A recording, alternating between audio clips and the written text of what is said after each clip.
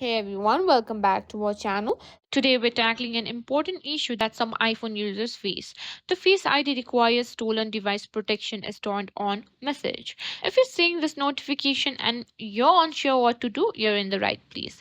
First, let's understand what this message means. This notification appears when your iPhone has detected a potential security risk, often related to the theft protection settings. Essentially, it's designed to keep your data secure.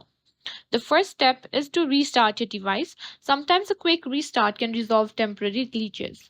To do this, press and hold the side button and either volume button until the slider appears. Slide to power off, wait a few seconds, then turn it back on.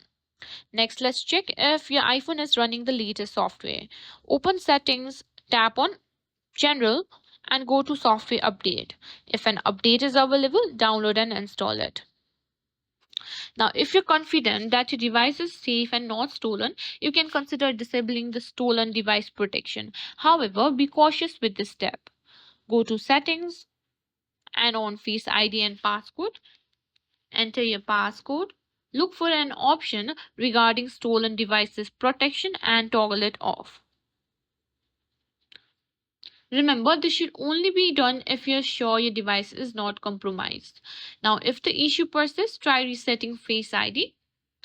Go back and simply click on Reset Face ID. If none of these steps work, you may need to consider a factory reset. If you found this video helpful, don't forget to like, share, and subscribe to our channel.